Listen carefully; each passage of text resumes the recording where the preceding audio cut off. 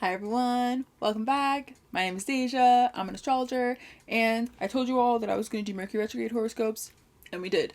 I collaborated with my friend, Astrologon, and we created some really fabulous, really funny, and really amazing horoscopes for all of you for this Mercury Retrograde in Gemini. They have Gemini rising, so it's really perfect. I honestly, when I messaged them on Twitter to see if we wanted to do this, like I didn't even like remember that they had Gemini rising, and then we were talking and I was like, "Oh my god, you're right." So, it was so perfect. It was so fun. I hope you all enjoy. I hope you all are prepared for this Mercury retrograde. Um Honestly, I would recommend watching the whole video through. Even though I know folks are definitely going to just jump to their rising sign, whatever, I would totally recommend you to watch the whole thing through because we offer some really good advice and some tips about the Mercury retrograde and about Mercury retrograde generally speaking throughout the entire video. So if you're interested in getting really into it, I would recommend watching the whole thing. This is going to be a really funky and gnarly time. Just, traditional stuff. Well, I'm not going to chat about this right now. We get into it in the vid. Eclipse season is here. It's here. We have our first Sagittarius eclipse next Wednesday, May 26th, and then we have another one in Gemini, June 10th. I'm just looking at my calendar. So we're in eclipse season. We have Mercury retrograde coming up, and things are getting gnarly. I think I'm going to release a video on the eclipses soon, so keep your eye out for that. But yeah, hope everyone is having a great time. Um, I'm giving a talk this weekend, so that's fun. But yeah, okay. You'll see me post about it, so follow me on stuff. Okay, bye. Okay. Hello, everyone. Ooh. Welcome. Today is Friday, May 21st at 5:04 p.m. Eastern Standard Time. I'm here with John, and we are going to do horoscopes for the Mercury retrograde in Gemini. And we are fried. So Baked. I wanted to do Mercury retrograde horoscopes, but I was like, that's kind of boring now. And then I was like, what should I do? And then I was like, oh, maybe I should like smoke before and then try to do it. And then I was like, no, but that's so boring. You don't want to do that by yourself. And I remember Kira's podcast, the 420 episode that they did. That was really great. That was a great episode. It Yeah, it was so was good. it like I felt so seen. Like in this really Yes, bizarre yes. way. Like As a Mars dominant person, I was like, I love fire, so right, this is good for me. right, exactly. No, it was just amazing. And even like Saturn and everything, I was like, wow, that's so it just makes so much sense. Mhm. Um so yeah, but that was great. So then here we are now, and we're going to do some scopes for folks. Scopes for folks. Yes. Amazing. I think that like Mercury in Sag is amplified when under the influence of any sort. Like I think Yeah, absolutely. all of the Jupiter ruled placements are very much susceptible to the influence of drugs. I'm yelling. Okay, so let's break this down. Oh, do you want to introduce yourself? Oh Like, yeah, yeah. sure. Hi everyone, my name is John. My online presence is Astrologon. I my SMR, my Sun Moon Rising is Scorpio, Aquarius, Gemini. So as a Gemini rising, very very worried for this Mercury retrograde. Yeah, Yeah, that's like perfect. yeah. Eclipses too, like it's great. um, I actually just started consulting full time as of like 2 days ago when I ended my day job. Woo! So yeah, I'm a consulting astrologer. I've been studying traditional astrology for like 4 years now.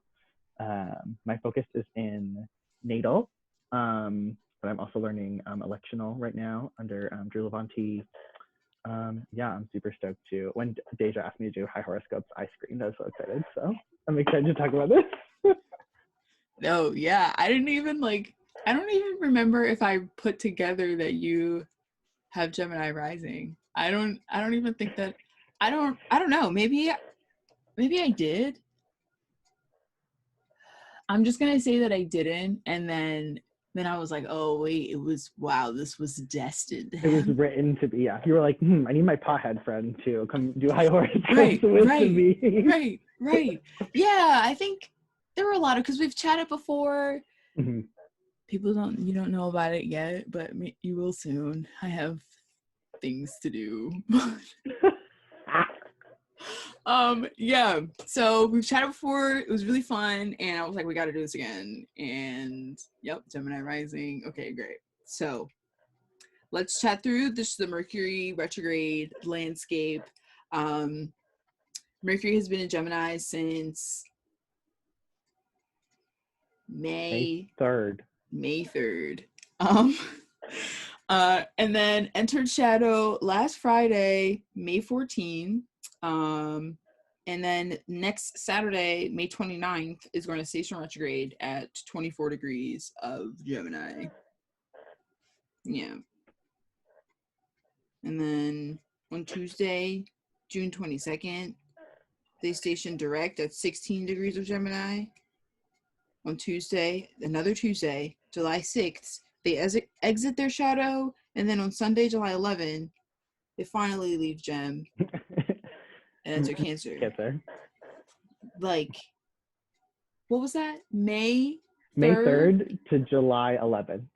Mercury is in their house. Dominating. Mm-hmm. And I think it will be interesting to think about how it's been affecting us. So like, as you know, Mercury is like the common planet, so it changes sect. So right now, it's the whole time it's been of the night sect in its diurnal domicile. Mm-hmm. So I'm really curious to see how kind of the expression will change after the retrograde is over. Mercury is then a morning star and will be of the diurnal domicile in its diurnal, or diurnal sect in its diurnal domicile. Yeah. So we're talking about like, this is like a pretty, for those who don't know, this is a pretty like technical, not really, but like once you kind of like, I feel like as you build and learn more astrology, it all like makes sense. It all makes sense, yeah. You know, but at the beginning it's like, what? So some of the planets like being in certain signs during the day, and some of the planets like being in certain signs at night. And that's a whole thing with sect and like where the sun is, and if it's above the horizon or below the horizon. It's really interesting. It's really cool, and it really does like put a lot into perspective. Like, you'd be surprised how such simple things are like life-changing. It was learning about sect that converted me. I was like very heavy into modern astrology when I started. Yeah. And what converted me to traditional was learning about sect. I was like, what the F? Like, this is wild. Seriously. Yeah. Yeah. No, it's really cool. It's really, really cool. Chris Brennan has like I'm pretty sure he has like maybe like a 7-minute video on it. So maybe I'll put that in the description below. And then, oh, that was really good, Deja. Because if I like have to think in terms of when it's there. Okay, sorry. And then he also has, I'm pretty sure he also has like a 3-hour long episode on it, going into like all of the history. And there was a recent one about like retrogrades. I think in the one about the sun with Demetra, they talked about like the retrograde cycles of all the planets. Nice. And that was, I mean, yeah, it was like, you know, they station and then, but they really, and there were like visual graphics about it. So that is also a really good episode to check out if you want to learn more about like retrograde stations, like how those work in relation to the sun. Sweet. Yeah, no, because the sun plays a really big part in like the midpoint, like, and then all of the Kazimis, how you can words. Yeah, exactly, words. Okay, but I guess we can dive into things, and dive into the scopes for the folks, the high horoscopes, high scopes for the folks. No, whatever, we'll figure something out. Okay, so we'll start with Gemini rising, because Mercury retrograde's happening in Gemini, so y'all are up first. what would you say your initial thoughts on a Mercury retrograde in your first house? How would you generally approach that, would you say? I think it's really about like knowing, like I think about the first house a lot of the time with retrogrades as being like physicality, and like knowing the physical limits of your body is like so important. Mm-hmm. And Mercury being the ruler of like the hands and like the arms and whatnot. Yeah, I think like, I don't know, knowing what you can and can't do is always important when planets retrograde in your first house, specifically corresponding to like the part of the body that they rule. And then with it being retrograde in the first and ruling the first and fourth, I think a lot about that, that thinking with Gemini rising, Mercury ruling the first and fourth, there's a lot about that self in relation to the foundation and self in relation to like where you came from, and even particularly with like the parents and the mother, if we're using that fourth house as the mother, but the parents and like the home life, and how do you fit into that home life? Like what is changing about that home life? Because that foundational aspect of who you are is very important in like the Gemini rising personality because of that Mercury rulership in of the first and fourth. Yeah, no, that's really, I really appreciate you pulling that in, because Mercury has rulership over Gemini and Virgo. So as we continue out throughout, I should have said that at the beginning. Whatever. I'll just tell people to watch Gemini, the whole thing. As we chat through, we're going to talk about where the Mercury retrograde is happening in Gemini, but then also because Mercury rules Virgo and is exalted in Virgo as well, we're going to chat about your Virgo house, and pull both of those things in according to your rising sign. So that's another thing. Like, I don't know. That's, yeah. I feel like that warning, goes without. Listen for your rising sign. Yeah, because I don't know. I feel like I'm not sure. I don't know. I don't know how people do it otherwise. I don't know how you would do it. I mean, I guess you could figure it out, but anyway. I always, for like me personally, I read my Sect light horoscope. So because I'm a night chart, I read for my moon sign and I read for my rising sign. Sweet. Oh, that's cute. I like that. Yeah. Yeah. I usually, it depends. I mean, not it depends. It for horoscopes, I always just go for my rising sign. Rising, yeah. Sometimes I look at Sag, but I've found it to be, they're good. They're pretty okay. Mm-hmm. But the rising but sign the rising is always better, yeah. It hits. For sure. It hits. Yeah. Okay. Really quick. I like to think of like Mercury retrogrades in the first house, and with this, and putting this into context of like everything that's happening right now with the eclipses, and that's also something we should have mentioned. I totally forgot.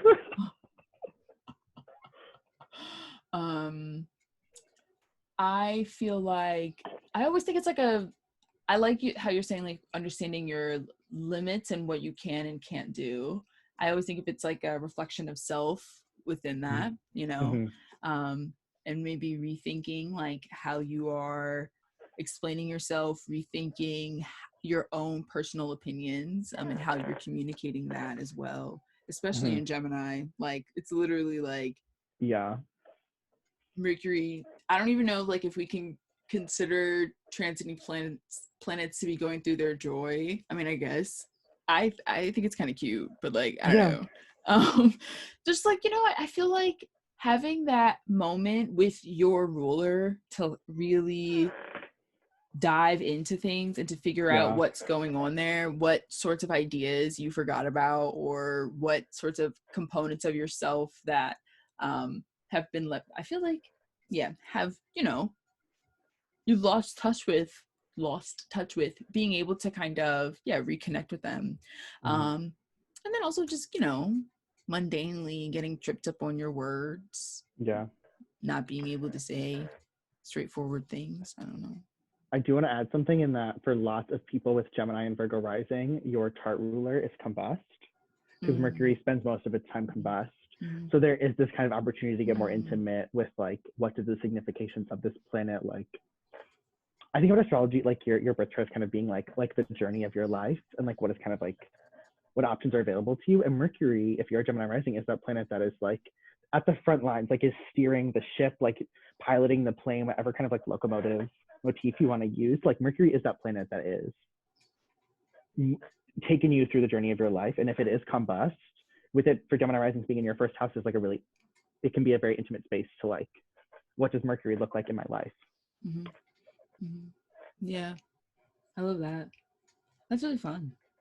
You know, it can be a lot. It can be a lot for sure. It can be be a overwhelming. lot. Yeah, for sure. I feel like planets in domicile can be really overwhelming generally. Yeah, I mean, I'm in my own house. I got my own things at my disposal. Like I can kind of do whatever I want, whether it's for the good or for the bad. Like, and Mercury has that dual nature of being good and bad. Right.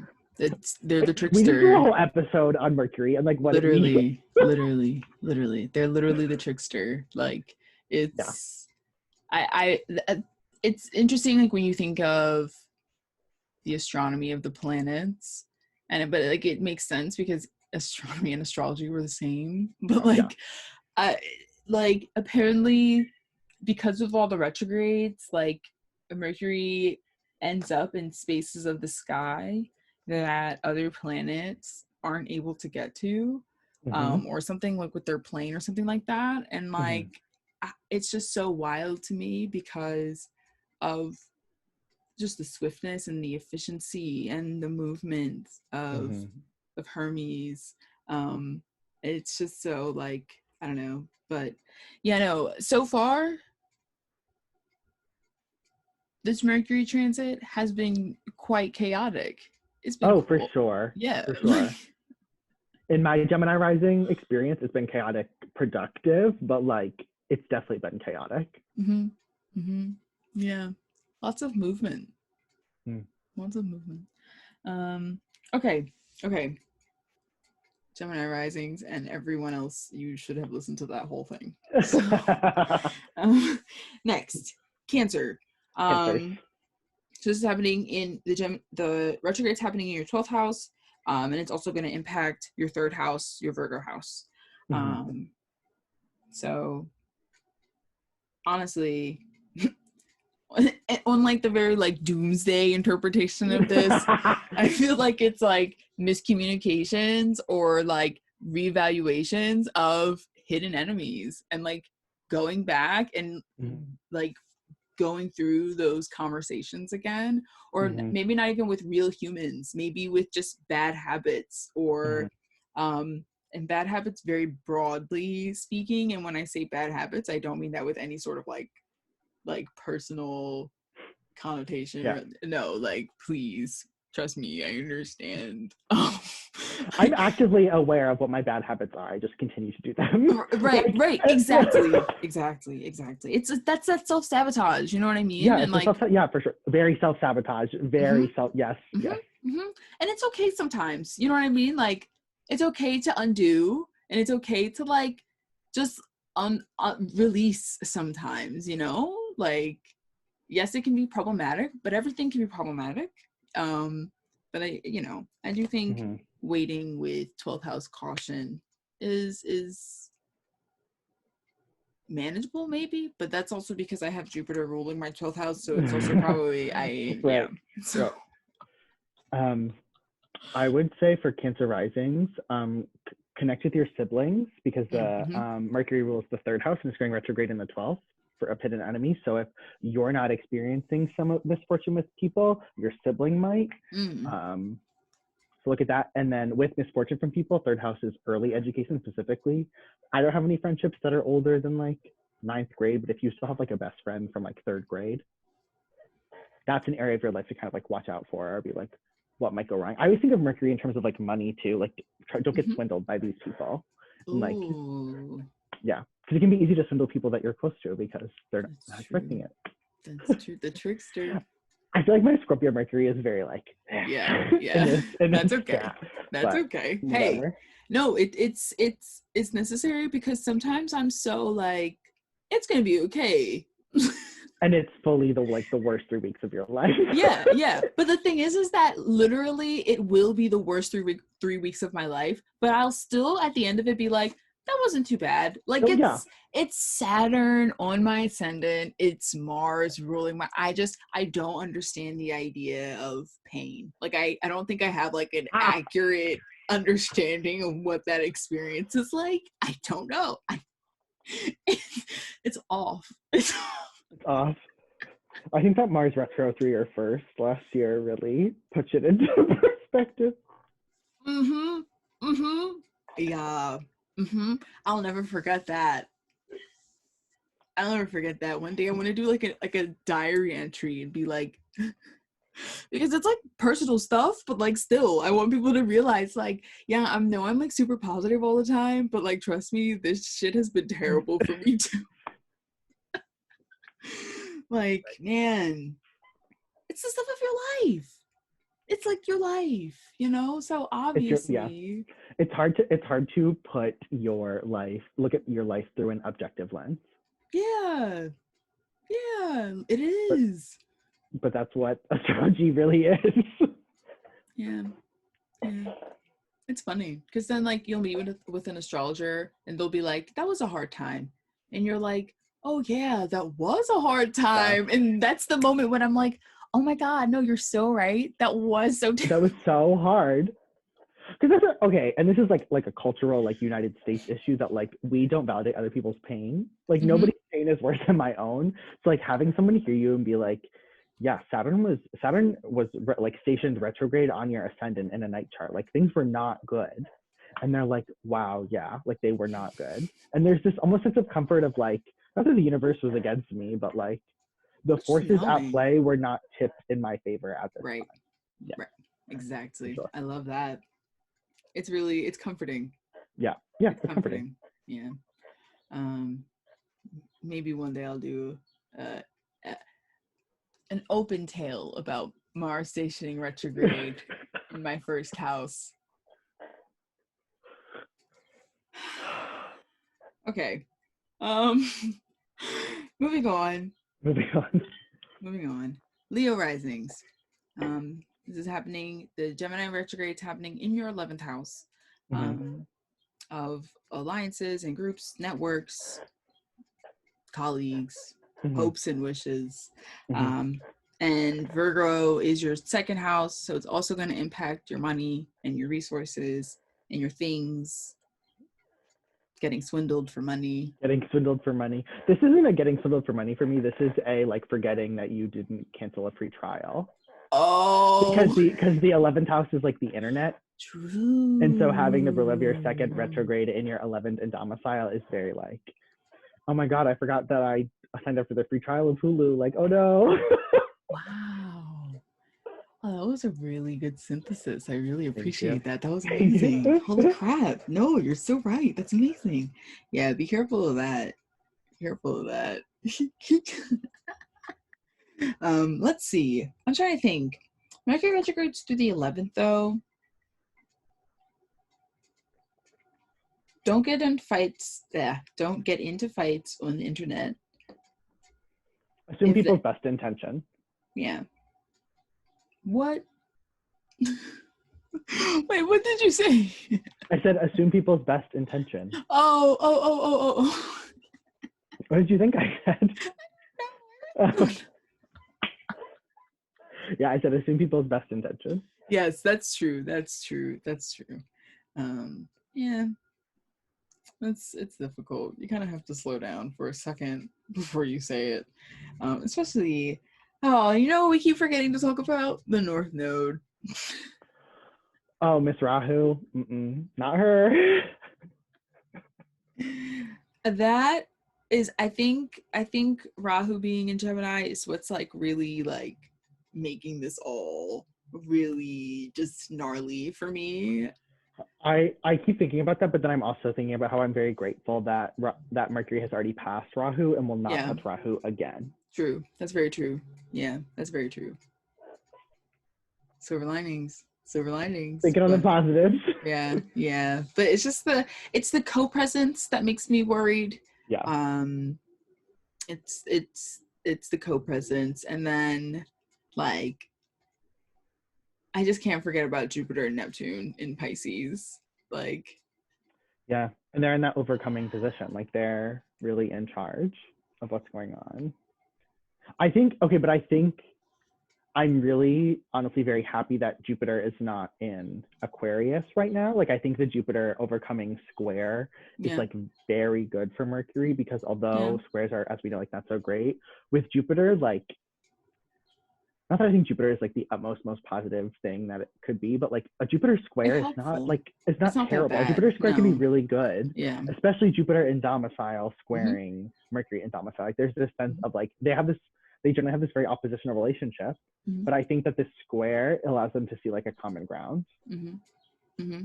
I feel like it's like having a friend who usually like is too like vague for you, but you really need their help. So Mm-hmm. for the sake of getting their help, like you'll just listen to them do their Yeah, thing and you'll yeah, actually for get the sure, help that you need. for sure. Yeah, it's a helpful relationship, like for sure. I agree with Yeah. you. Yeah, because there's like that frustration aspect of it and being a square. Mm-hmm. But at the end of the day, it's Jupiter. It's Jupiter, So exactly. yeah. Okay. The next mutable rising. Oh wait, are we done? Do you think we're done with Leo? Yeah, cancel all your free trials. Yeah. Don't like. I think this can also be like you forget your 11th house can be very public along with the 10th house. So I think this will also be for Virgo risings. But like, make Yeah. sure you like don't lose your wallet. Like it could be like you could have Mm. your finances end up in a public sphere and just like forget it there. Mm. So like just make sure when you leave somewhere Leo risings, like you're like, okay, phone, wallet, keys, got it all. That's true. Yeah. No. You know what just hit me? That makes so much sense. So every time that makes so much sense. I cannot believe this. This just like pinged off so many things in my brain. Amazing. Okay. I just thought about when people are always like posting their horrors on Twitter and they're Mhm. always like, I found it under my bed, or guess where I found this thing at. And people are like, oh my God, that's so blah, blah, blah. I'm like, I literally have no clue what you're talking It about. And eludes me. I don't know. right. But you saying that, I was like, now I I'm gonna see. click for you. Yes, thank you. Now I see. Um, okay, yeah. True, all the stuff for Leo. Um, okay, next. Oh, also maybe rethinking the things that you're sharing. Mm-hmm. Because I feel like the 11th house is it's a sharing house, and it is like sharing with your networks and things of that nature. Mm-hmm. So maybe it's rethinking like how much you are and here's like another general thing I also feel like, and this may be too like Western interpretation of Rahu, but I feel like it could be rethinking like the prioritization of the like info or the communication or whatever Mercury stuff that's happening Mm-hmm. in these houses. Because I took Austin Coppock's course on the eclipses and the nodes, and it's like Well, it's like in my cart. I'm waiting till I get paid to buy it. it's so worth the Yeah. money. It's absolutely amazing. I like will listen to it 10 times over. Like it's amazing. Mm-hmm. And he framed one of the things that really stuck out to me that I'll never forget is framing it as like an axis of prioritization in some manner. Mm. And Rahu being what you're prioritizing and trying to actualize physically, and Mm-hmm. then K2 being like what you're deprioritizing in order to prioritize Yeah. Rahu. And I was like, Yeah. I think a lot about like the actual like the myth of how Rahu and K2 came to be, and like I forget who I was talking to, but I was like, yeah, Rahu is always eating and K2 is mm-hmm, always shitting. mm-hmm, So obviously you're not focusing on like the waste you're producing, you're focusing on what you're intaking. So like, and with it being in, I think 11th, fifth axis can also be like information versus like downtime, especially in the world of like where mm, Twitter dominates, like how, at least like I get most of my news like from articles that I see on Twitter and like right, Instagram, right, and 11th is often attributed to social media. So like, are you like, there is a lot of dark, nasty shit going on in the world right now, but you also yeah, need to be able to make sure that you are intaking enough information while taking care of yourself and not getting so plugged into this like doom scroll network that right, you're like, I can't even lay down for 10 minutes. yeah. No, I totally agree. It's information overload. Information overload for sure. That's what this whole thing is. That's what this video is for sure. Yeah. I feel like it would be best for everyone to just watch this whole thing. Virgo. Virgos. Ugh. All the mutables, like I'm very like we are in it. Yeah. We are in it. Yeah, you guys are. You totally are. This is the retrograde's happening in your 10th. And it's also going to impact your first house of you. First house. Yeah. If there are any Virgo risings out there looking to quit your job and get a new one, I think this is the kind of sign to like do it. My partner's a Virgo rising, and that's what I remember the day Mercury ingressed into Gemini, they were like, I'm going to turn in my resignation letter. And I was like, this is too on the nose. Yeah. So yeah, Mercury retrogrades in the 10th, I think, are a good sign to like reevaluate. Like, are you doing what you want to be doing? Yeah.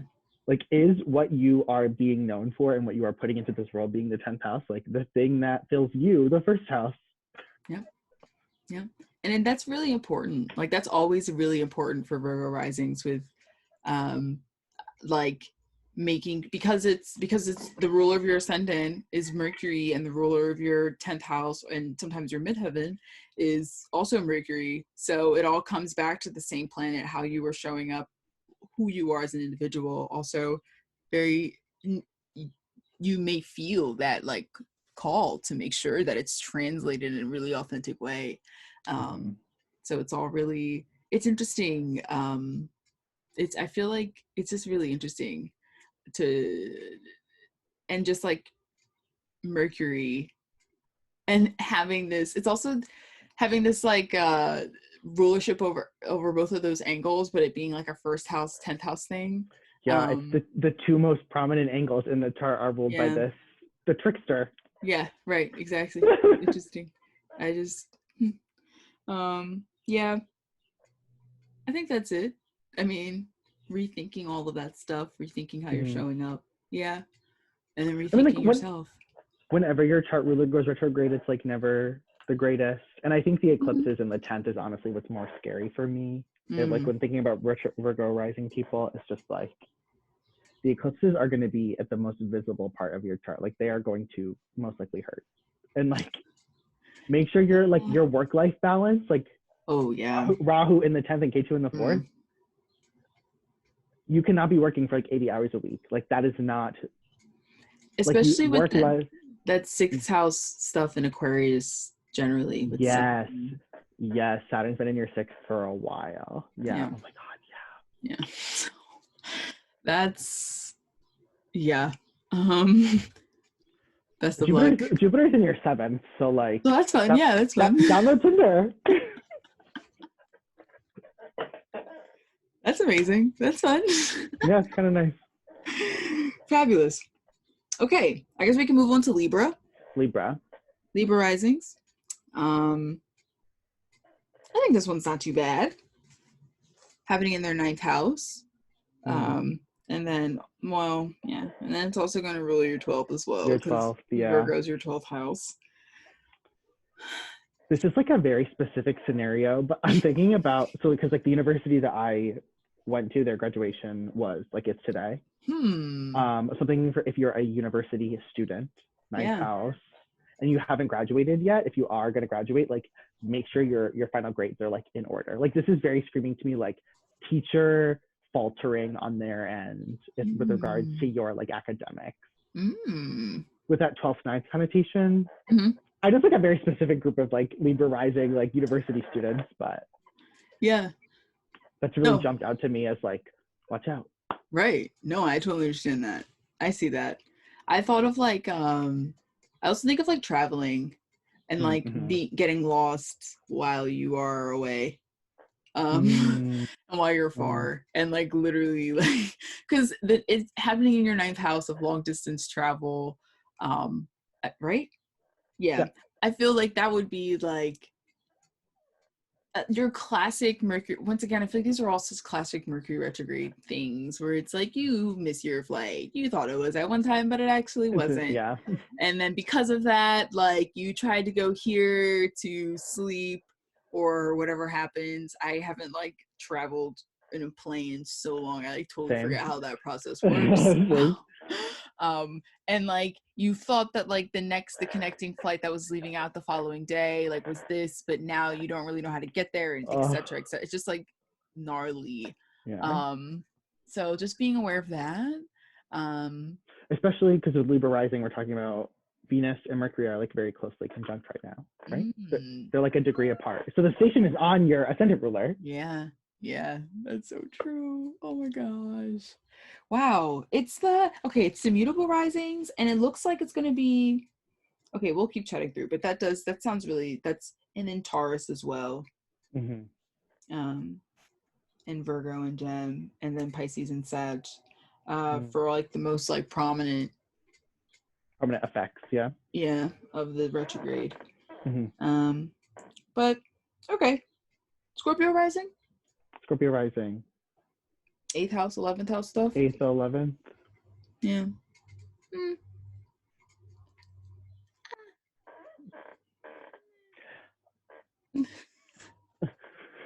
I'm like 8th, death, but I'm like I don't want to talk about that.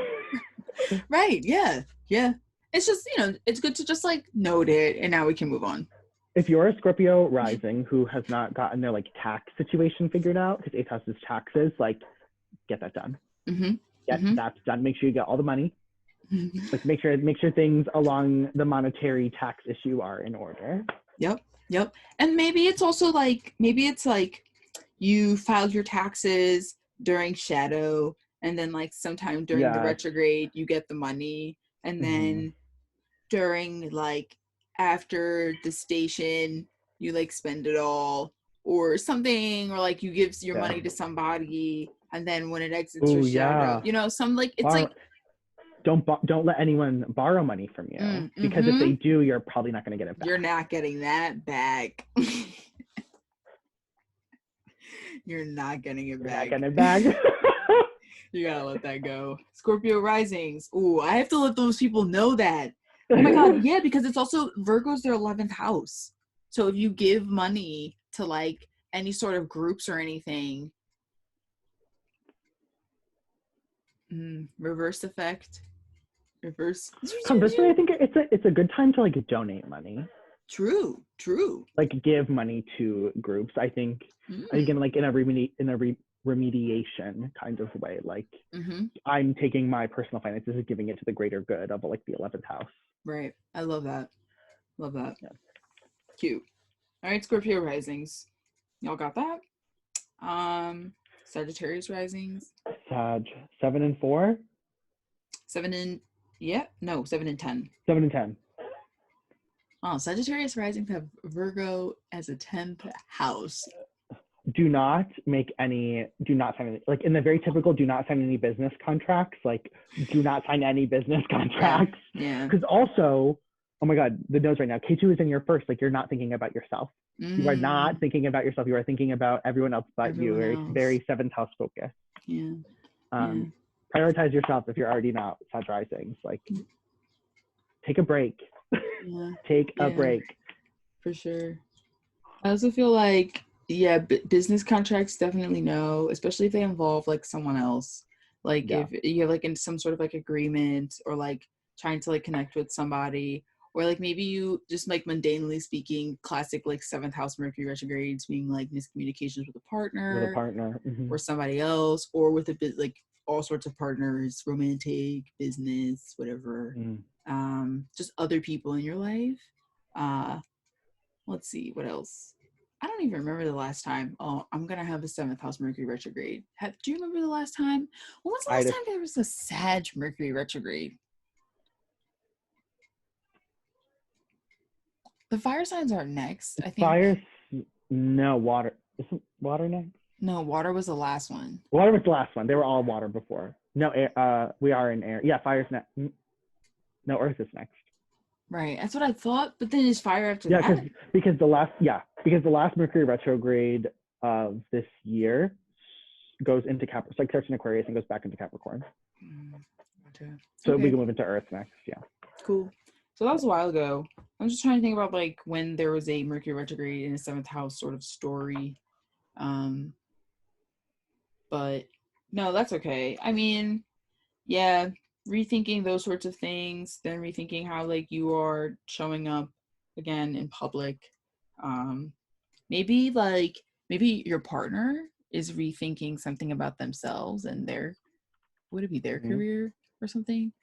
Or maybe would you say like then or the with partners, them, like the in-laws, because the 4th is the 10th from or the partner's profession. Or no, the in-laws, because the 10th is the 4th from the 7th. The parents of the partner.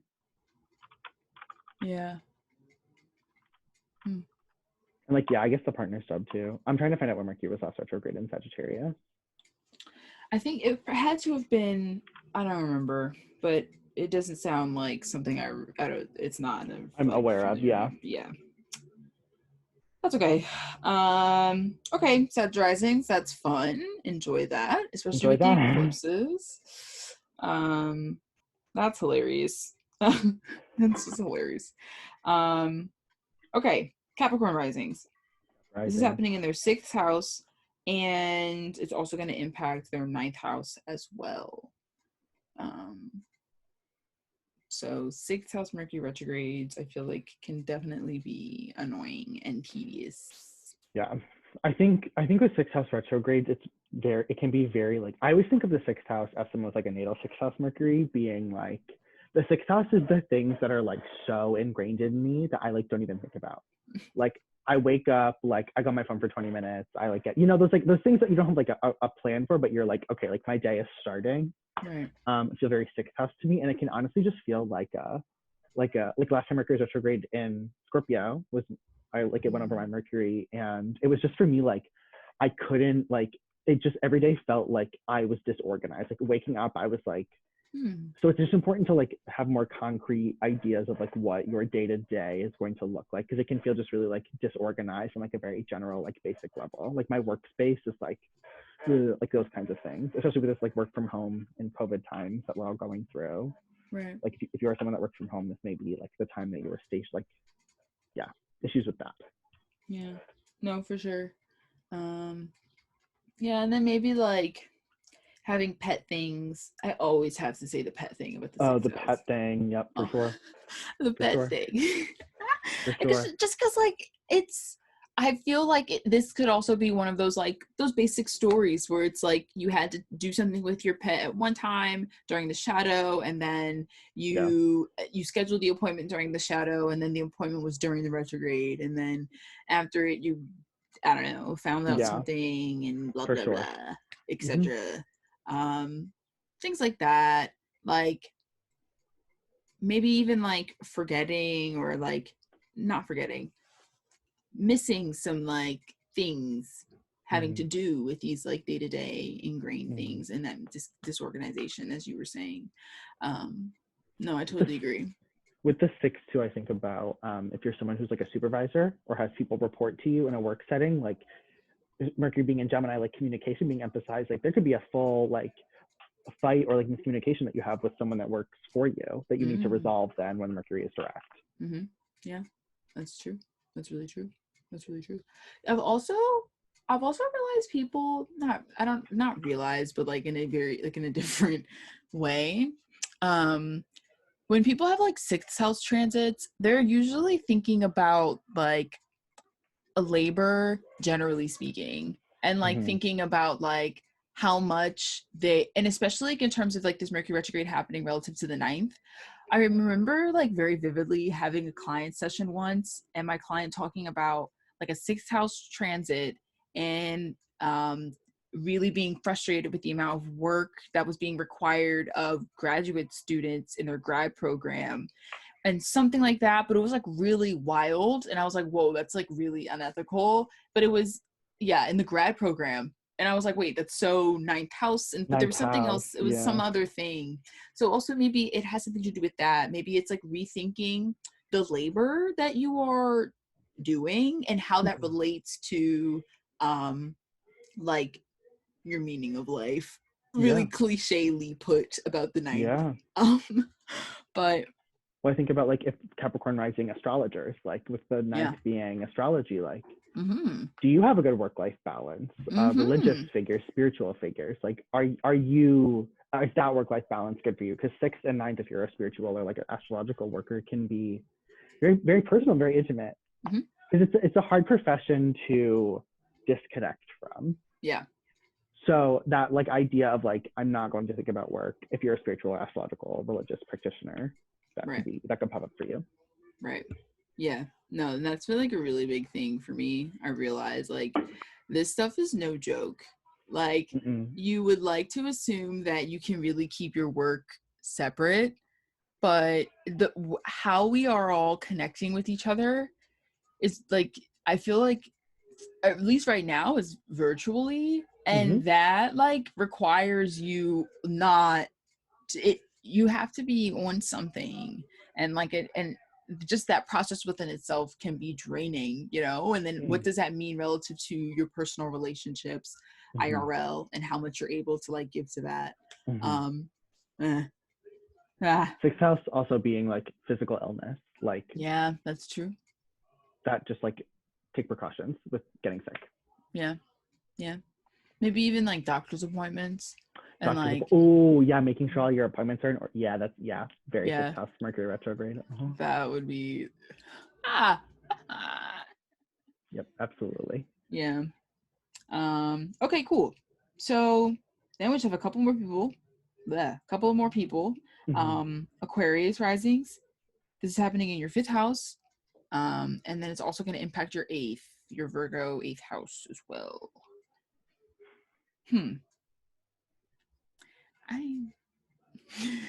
If you're a parent, like make sure things with your kids are okay. Like the communication between you and your child, make sure that it's like open and they're able to like confide in you, I would say.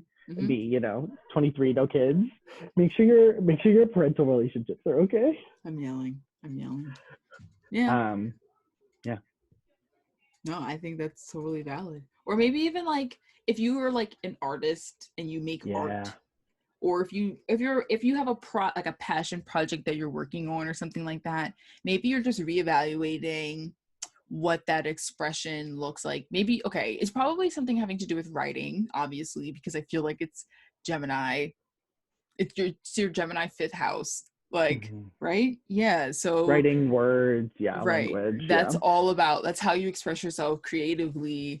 And maybe even like personal projects that you may have that allow you to do that expression. So maybe rethinking those things that you're creating, rethinking like your art, if you're an artist and if you do those sorts of things, and rethinking your fun. Oh, that's another thing. Maybe like you make plans to go out and with like a friend and you guys mess up with the time.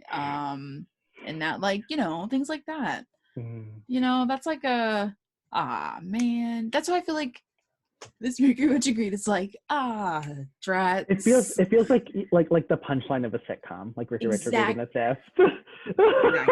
Exactly. You have me thinking about when you said like artists and like people who like have like a creative project. With the 8th house being other people's money, if you are looking for like to apply for like a grant or where you're getting money, like wait till the direct station. Like do not do any of that right now because Mercury is retrograde. Like that will not work for you. Very specific example, but it's like 5th, 8th. Yeah, maybe even like if your kids have debts. No. Yeah. Maybe. I think that could work. Yeah. Maybe like, or maybe like while you're while you're rethinking like something with your children, some like combo that you've had with your kid that's also calling you to rethink your debts. Maybe like like maybe they need to do something, like they have like a sport thing and now you have to do this thing. I'm also thinking a lot about the 8th house as debt, but in like an emotional kind of way. Like I don't know if this makes sense, but like rethink how much you owe to your child.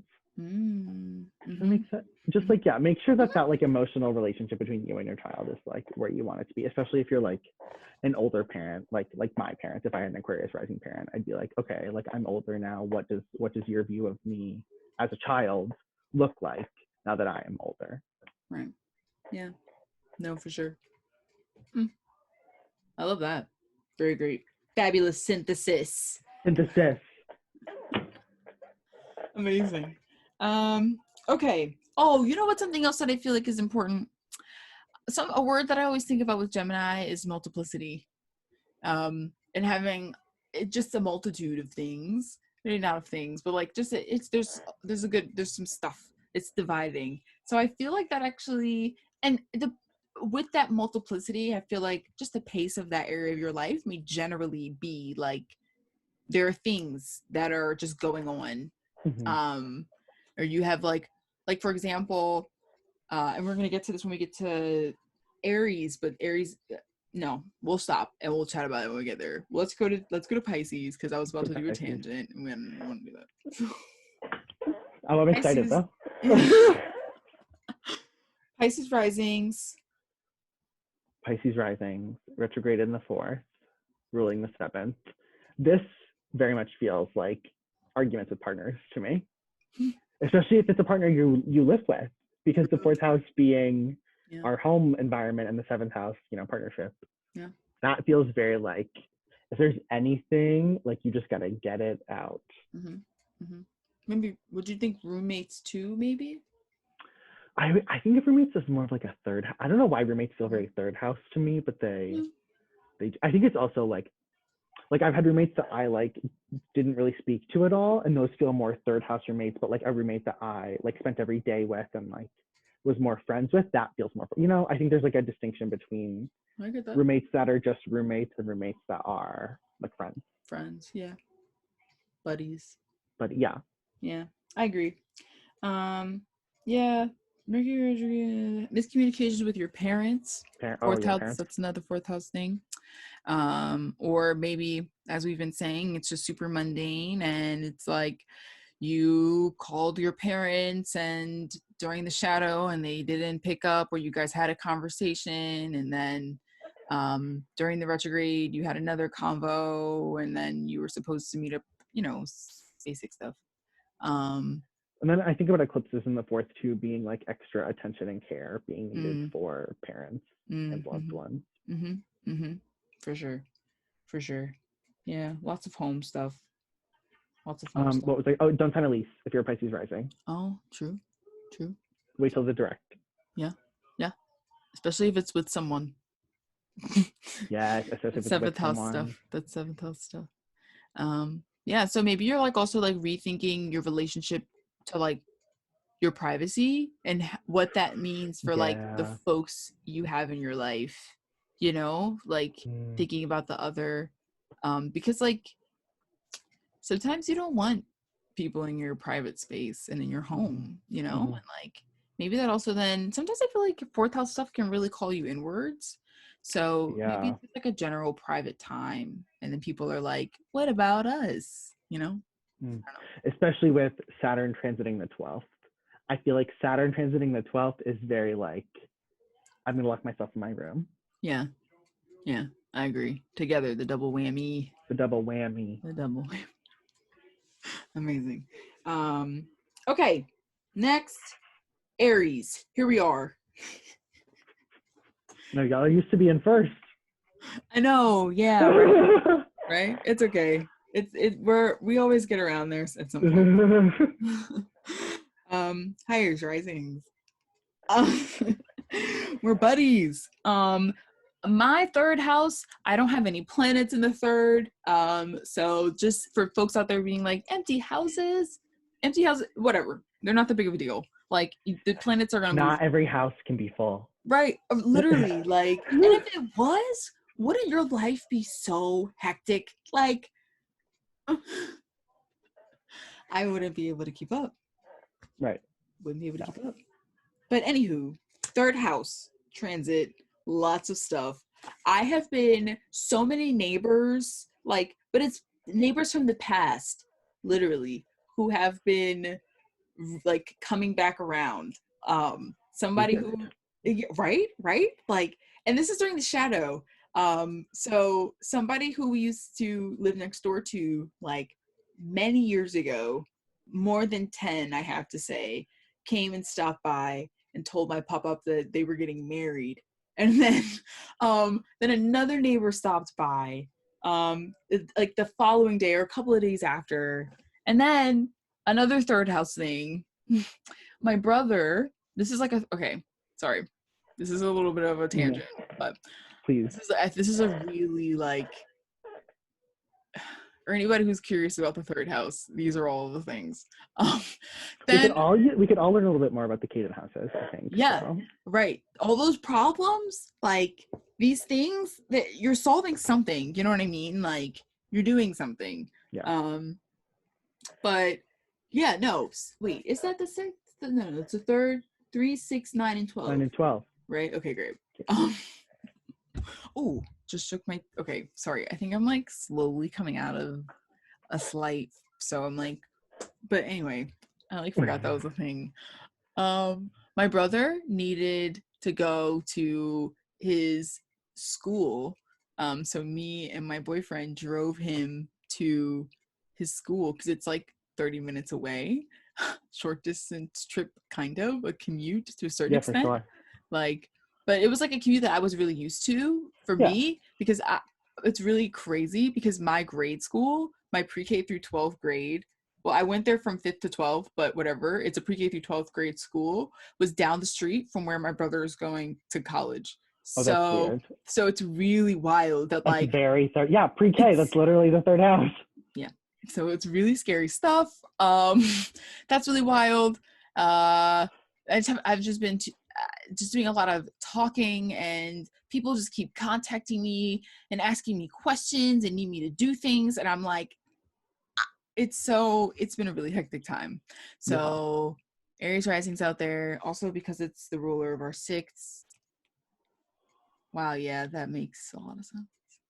I think that it, like, I was talking about this, I think that there's a combination of like the sixth and the third that really is the day-to-day, like what does your individual, like, minute-to-minute life look like? And so for Aries rising people, it's like that is so different, or so like miscommunications, mistakes, those kinds of things.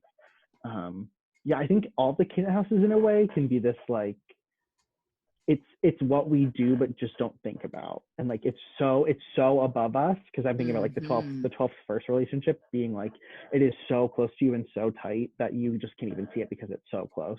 Right. And there's that feels very Caden to me in general. So it's those things that are just like get under your skin, and like, oh, like Mercury is like in full trickster mode in those Caden houses, I would say. Yeah. Get your mail in now. Like, I tweeted this. I was like, I have to make sure I order my stuff, and I did. I was just ordering Ace's book. So excited! It came in today. Mine's on the way. I'm so excited. So I'm just, I'm surprised no one has been like, let's do a study group or let's read it all together. That'd be really fun. I don't know if I have. I can't put it together. Like, I can't do that. So I hope someone does. Or maybe I'll say, or you can do it. Do you want to do it? I'm into it. I'll set it up. We have volunteered. Post-colonial astrology book club. I will set it up. So cute. People would do that. Amazing. Okay. Yeah. Aries risings, we got it. Be mindful of miscommunications with siblings. In your commute, really be mindful of that. Like, if you have to go somewhere, try to leave out like just a few minutes early. Even if you think that you know what you're doing, just still try to do it. Add 10 minutes. Like, always add 10 minutes. Always. It's just like, you have to. Like, you just don't try to say that you can do it, because I know that you will. Aries risings, I know that you will, because I'm the same way. I always do this. I'm always like, no, it's okay. Like, I'm stronger than this. And then what happens? The astrology happens. Like, the astrology happens. Like, and so I always think about the third house as kind of being like our intuition, because like it's the moon's joy, and that's what I think about it. And like, I trust my intuition with everything that I like own, but also like sometimes it's wrong. And like a third house Mercury retrograde can be like, sometimes what you think you know is wrong. Yeah. I love that. I love that. You're right. You're right. Rethinking technical skills. If you do anything, like if you know how to read a birth chart or read tarot cards, these are all like the woo-woo ones, but let's see, what are the technical skills? If you're like a mechanic and you know how to fix cars, or Mercury in commerce, maybe you're like I don't know. Trader. Yeah. Maybe you're Trader Joe. Maybe. I'm sorry, that was bad. No, that was good. If you are Trader Joe, please comment down below. If you're Trader Joe and you're an Aries rising, watch out for this retrograde. I'm yelling. Okay, I think that's good. We got it. Last but not least, Taurus, welcome. Welcome to the chat. Welcome to the chat. Mercury retrograde in your second house. And then also it's going to impact your fifth house as well.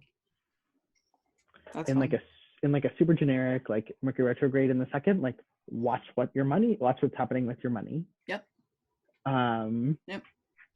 That's all I'm gonna say is watch what's happening with your money, especially money in relation to like your children. Yeah.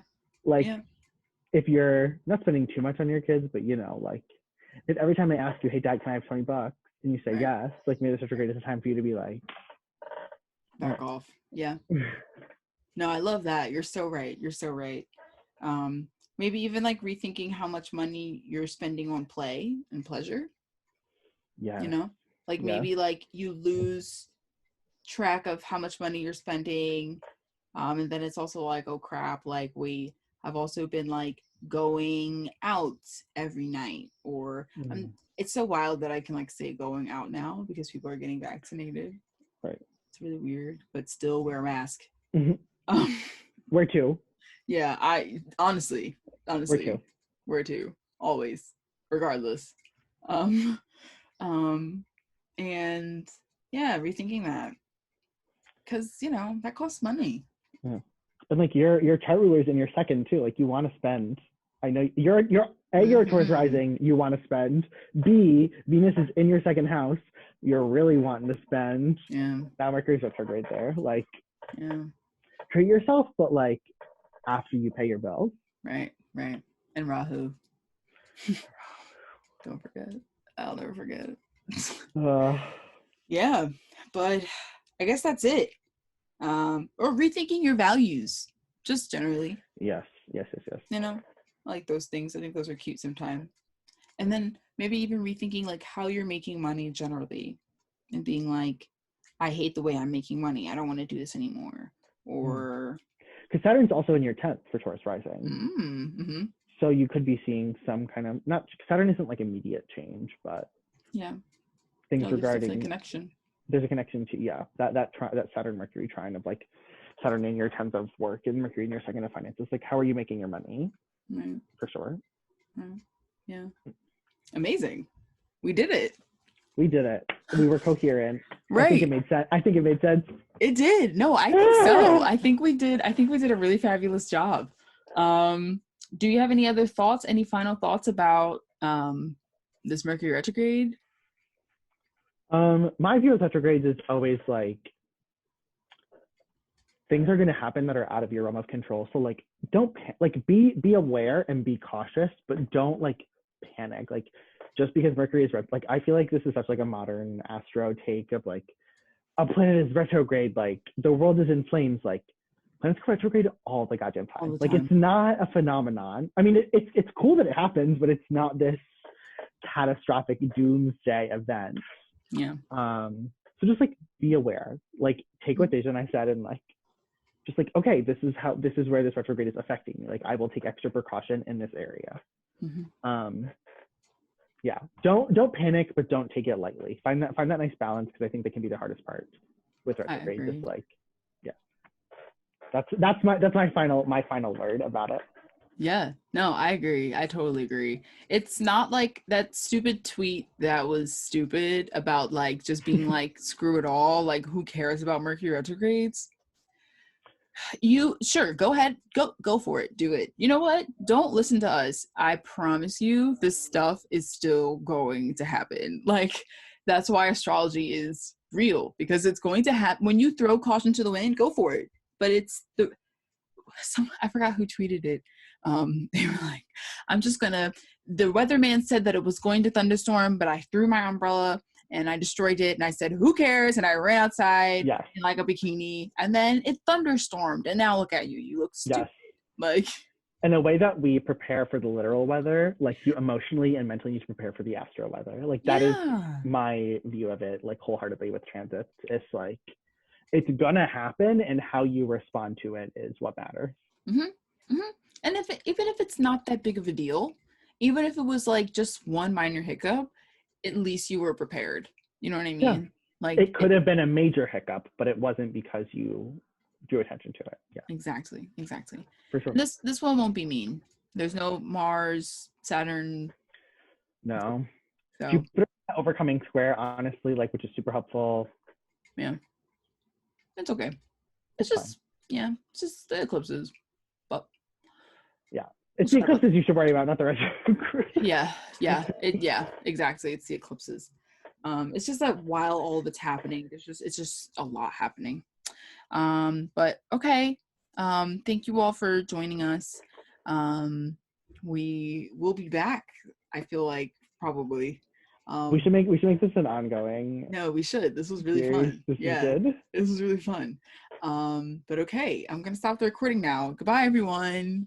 Have it. Oh, should people like, what? Should you tell people how to find you? Or no, you said it at the beginning. Just say it again. Yeah, reiterate. Okay, Astrologon on Twitter. My website is still, I have a good election for my website, but it's not until July. So my astrologon.com will be up in July. But for right now, I have a link tree that is in my Twitter bio at Astrologon, where you can book and do everything there. Amazing. That's my piece. Fabulous. Okay. Bye, everyone.